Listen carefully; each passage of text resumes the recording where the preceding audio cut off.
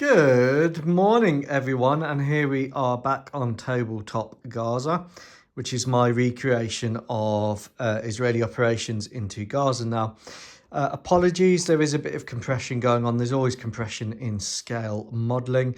I've expanded it now, so we're now beyond the fence, so to speak, and just sort of decompressed it a bit. Now, in terms of compression for Gaza, that's actually a very interesting thing. Because if you think of the L44 120mm tank gun with its range of approximately 2 miles-ish, well, that almost covers the whole of half of Gaza. Here we have the urban area, and I haven't got any 3-story high-rise buildings.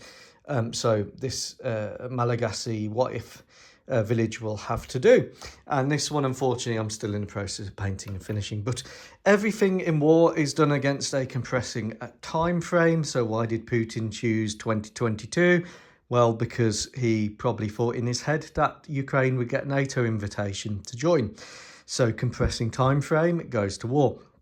Why did the Japanese attack Pearl Harbor in December of 41? Oil embargo, compressing time frame, they made a decision to act. Doesn't justify or give a legal sort of justification for the action, nor does the Hamas action on October the 7th have a legal justification. But it's a compressing time frame. Saudi-Israeli relationships normalization. A decision is taken, right or wrong. In this case, again, the actions of killing civilians is wrong. The actions of attacking Pearl Harbor, wrong. The actions of invading Ukraine, illegal. But everything in war is done against a compressing time frame. And I have my own compressing time frame, which is that the table needs to be used for eating on, apparently. So anyway, I'll cover the disclaimer very quickly. See the previous video, there it is. Hamas is a prescribed terror organisation, so comments will be disabled. Stop people writing silly things which get them in trouble. Again, just to familiarise ourselves with the map. So we have the Wadi in the centre of Gaza, almost. We have a road in the centre of Gaza, almost. You've got Rafah here, the Rafah crossing here, another crossing here, a couple of crossings here, closed crossings here, and Khan Yunis here, Gaza City up here, and then it's less urban here. It is still got lots of buildings, but these are your main urban centres. This is not to scale. Gaza is incredibly small, with around 3 miles at the narrowest point, max. So let's have a look at tanking, and now we're going into the operational phase of the Israelis actually going into the urban areas of Gaza to find Hamas and rescue the hostages. And let's have a look at standard tactical plans briefly. So I'm not going to cover this in massive detail, but just the basics. So when a unit is given a plan of attack, it will identify form-up points, it will identify the attack line or the jump-off point. It will then assault the position, go the other side to reorganise away from artillery fire predetermined on the position. Then it will go on to the next form-up point after replenishing and clearing casualties, and it will go to the next attack line and attack onwards. The sideline here is called a limit of exploitation, and the key thing is you have to deconflict friendly units from each other. You have to have clear lines of advance, clear axes of advance. So your axis advance would be your centre of the advance. And you need to know, like if you're doing a multiple, say a battalion attack, well, A company is going to clear the minefield with the sappers. B company is going to take up a position here, and B company is going to assault this hill. D company simultaneously with this limit of exploitation or line of exploitation will assault this position here on this hill, and once B company has taken this hill, C company will push through to this line at such and such an hour, and then we'll move on to the next objective. Now that is standard open source, non-sensitive. That is how you do a battalion or a company or a platoon attack. It works the same. You have to identify your lines of exploitation, so you don't have decoy here, seeing someone on a hill and blasting decoy. Now, why is this relevant? Well, this is really relevant to what's happening in Gaza, where 1 in 5 Israeli casualties have been caused by friendly fire. The difficulty of all of this planning is this relies on the view from above, or your map view. What it doesn't incorporate is the fact that the Hamas tunnel network doesn't adhere to your lines of exploitation, your deconfliction zones. It doesn't adhere to your timings. The tunnels run underneath and they cross boundaries and they cross unit borders. And we'll see why that's really important when we get onto the models. The next thing we need to take into account is that when you're planning an attack, and this is of direct relevance to what's happening in Gaza, is you identify landmarks. So in an urban area, you would have, say, the pink building, the green building, you have some other buildings. You might have a 2-story building, and then you'd use a clock system or sector system to determine your firings. So you'd say from this window, you give your clock system, you use sectors, various armies do it differently, and then you pinpoint the enemy position. Okay, so it's in theory it's all nice and the green building, say I don't know, 7 o'clock window, 1 round HE, etc. Proceed from there. Now, the difficulty that the Israelis have had in Gaza is essentially it's been rubberized. And what that means is that actually you might have this plan of advance. So in this case, this column is heading in this direction to take out a Hamas tunnel, which has been identified here. But when you actually get on the ground after the air attacks and after the artillery and after the fighting, you've just got rubble everywhere. So your target call-outs get more different and your reference points get more different. So it's very easy to get completely disorientated and lost. And imagine doing a target call-out. You've got a nice clear building, you've got windows. Well, yeah, I want you to shoot the rubble.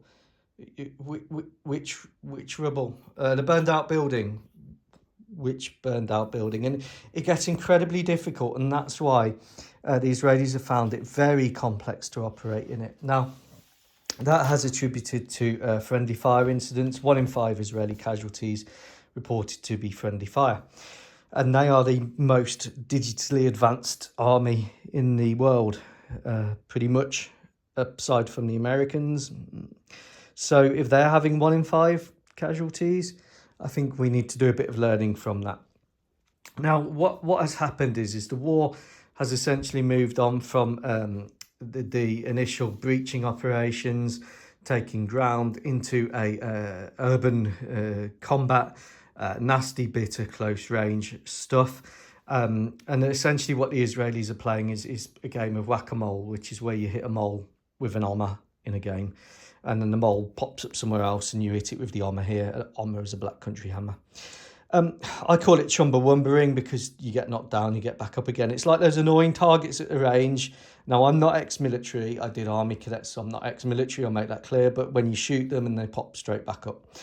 So what's happening is Hamas operatives are popping up with the Al Yassin 105. Their AKs, their machine guns, close range, blasting off a few rounds, making a few propaganda videos, and then going back into their tunnels. Then they're popping up somewhere else, firing off a few rounds. They're popping up in buildings, in tunnels, firing off some Al Yassins or some mortars at the Israeli vehicles, making a propaganda video and then disappearing. Hamas tunnels have pretty much 2 levels. The first level is a fighting level. That's where the combatants live, the soldiers, and they rigged them with IEDs, they rigged them with traps, they rigged them with booby traps, they rigged them with bombs. They have dead ends, kill zones, etc. You do not want to be a tunnel rat in Vietnam, and you certainly do not want to be a tunnel rat in Gaza. The command layer is lower, it's more secure, and it's further away. Now, the Israeli bombing campaign has basically used BLU 109 2,000-pound penetrator bombs en masse to get to the command level, and I think on one occasion they may have dropped up to 81 bombs. So it shows that the command levels can be hit just through earth moving. Now, why do I make reference to the whack-a-mole and the propaganda videos? Well, what you see is you see a lot of videos of Hamas, who are a proscribed terrorist organisation in the UK, popping up, firing an Al-Yassin RPG at a Merkava. You see the explosion, but you don't see what happens next.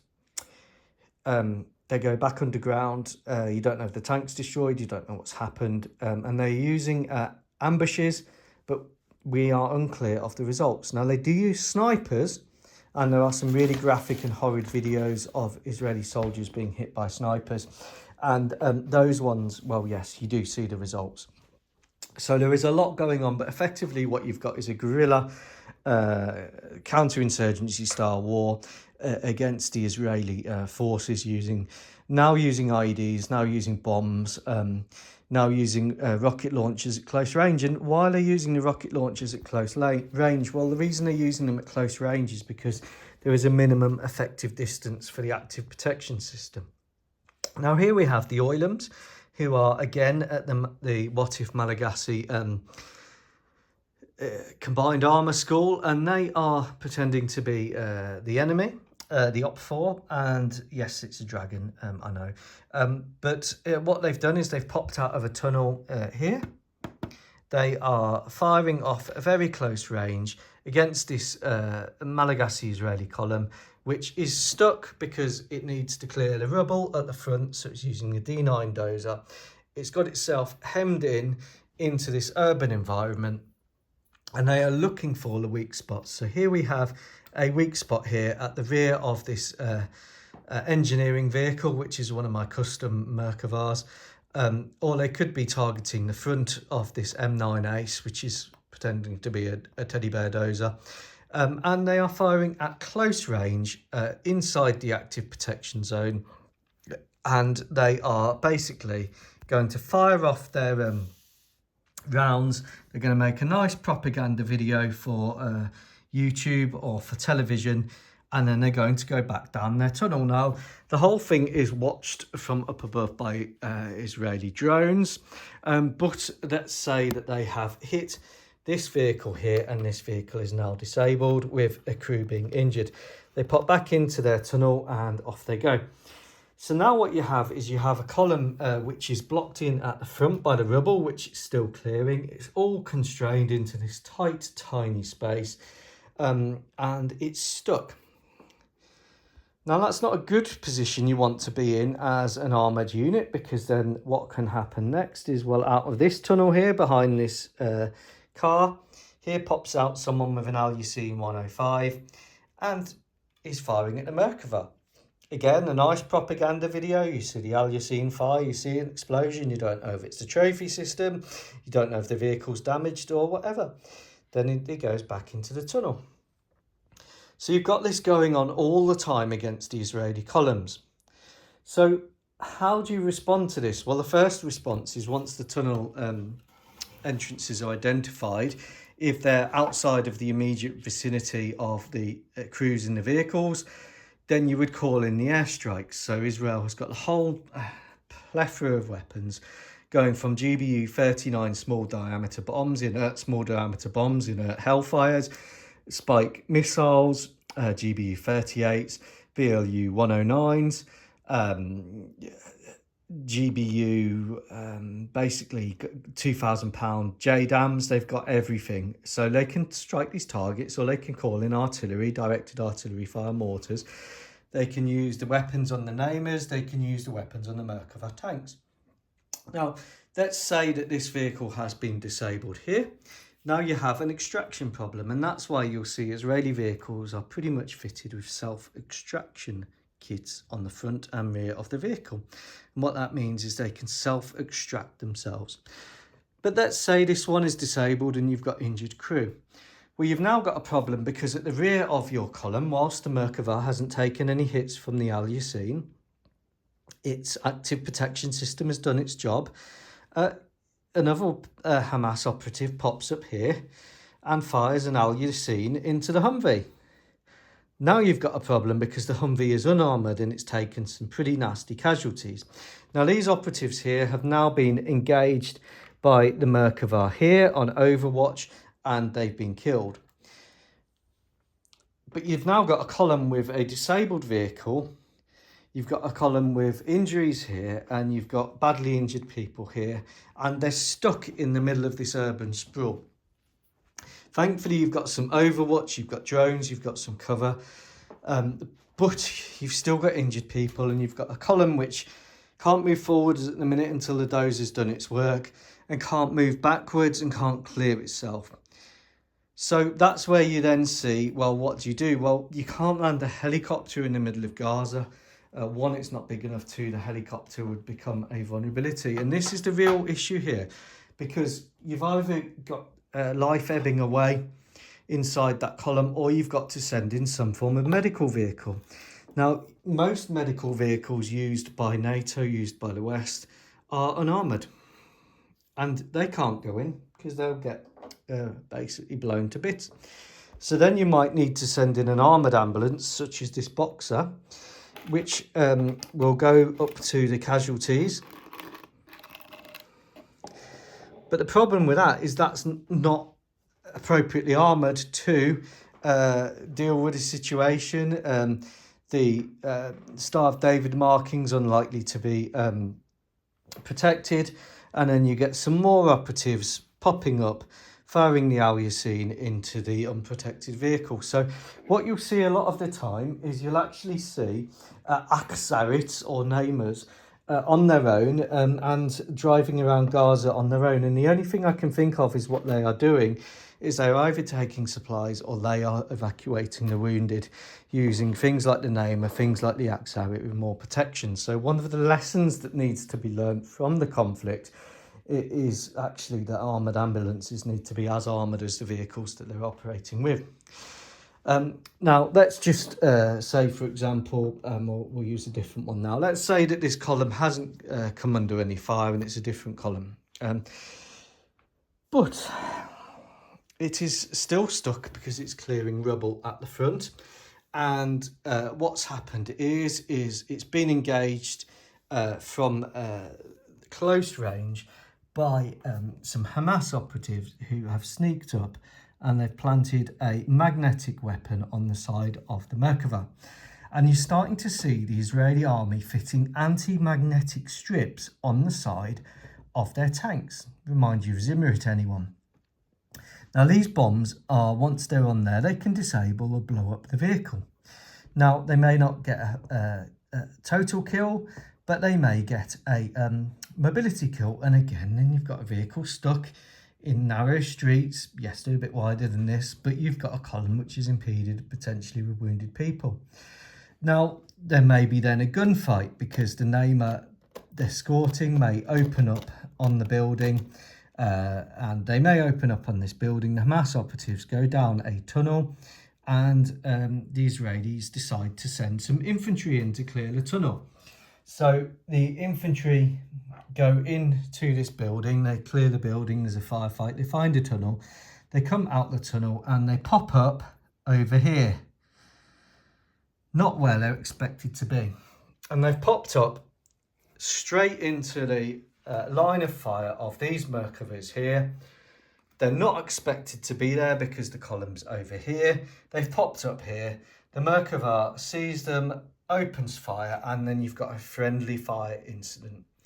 And this is what the Rusi paper has pretty effectively pointed out, is your lines of deconfliction and operating in an urban environment are made more difficult by the destruction of the environment, and also by the fact that the tunnels and Israeli units breaching their lines of exploitation. Because why would you think that some infantry from this column would pop up here? Well, the Merkava is going to see them as a threat, and it's going to fire on them. It won't know who they are initially, especially if they're a reserve unit using different equipment. And this is what the Israeli tankers are contending with. So you've got bitter urban battles going on with tunnel complexes, with troops popping up in the wrong place, and friendly fire, unfortunately, 1 in 5 Israeli casualties estimated to be friendly fire. So not a easy environment to operate in. So how are the Israelis attempting to counter that? Well, one of the things they're attempting to do is to improve their intelligence, improve their training, improve their deconfliction of their units, which is very difficult to achieve. They're countering it with technology, through drones, etc., and they're countering it through the use of air power. However, it is still a nasty and brutal conflict on the ground. Now, the other way the Israelis are countering it, and this is directly relevant to tanking, is via the use of the active protection systems. So, for example, the D9 Dozer doesn't have active protection, but the Merkava does. The Namer does. The Puma doesn't, in this case, my Merkava 3 engineer vehicle, nor does this Dozer. So what we might do is say, okay, well, in the columns order of march, we're going to have a Namer with active protection, then the engineering vehicle, then the Merkava with active protection. The same when the vehicles are deployed in the all-round defence position while they're watching the investigation of tunnels or digging a way to find some hostages. And what they are doing is they are using the active protection systems and they are spreading them out to give a shield of active protection. So whereas this Dozer might not have active protection, the Merkava and the Namer escorting it does. So if it's outside the minimum engagement zone, then the active protection has a chance of covering the vehicle it's protecting. And that's really at the lowest tactical level what the Israelis are trying to do to counter the Al Yassin threat. Interesting, they've still got the soft-skin vehicles at the rear, but they'll have those with a Merkava giving that some protection. Now, what Hamas are doing to counter that is the Hamas terrorist organisation are using tunnels, filling them with explosives, blowing up tunnels here, and they're trying all the time to get inside the minimum protection range of the Merkava and the Namer of the trophy system. They're also targeting the engineering vehicles and the lightly protected soft skin assets. What Hamas are trying to do is cause enough casualties and prolong the war for the Israeli economy to collapse. That's what they're trying to do. The Israelis, on the other hand, are trying to destroy Hamas, destroy the command network first, which they say they have effectively done, and then go after the isolated fighting units who are isolated. And at the end of the day, the amount of explosives and ammunition available to Israel will exceed the amount of explosives and ammunition available to Hamas. Whether the war lasts 1 year or 10 years, we don't know. But there is no way, in my view, that Hamas can fight a prolonged war against a conventionally superior force. They can cause casualties. Yes, and that's why when we look in the next lesson at the lessons learnt and how they apply, we'll be looking at the battle management space. We'll be looking at whether this is even applicable for other armies, and we'll be looking at deconfliction systems for preventing friendly fire, and also we'll be looking at the use of things like active protection and heavy armour and determining if it's relevant. So I hope this has helped and not been too complicated. It is a complicated situation, but it gives you hopefully an idea of how the Israelis are using their tactical columns, spreading their vehicles with active protection out, and why they're using these column formations, which is not something that the British Army particularly would want to do or want to go into an area like this. And they are also using the engineering plant. This is an engineering war. This is a tunnel war. I hope that's helped. Again, unfortunately, I have to disable comments because people write silly things. And then we'll move on in the next one to lessons learned. Take care. Goodbye.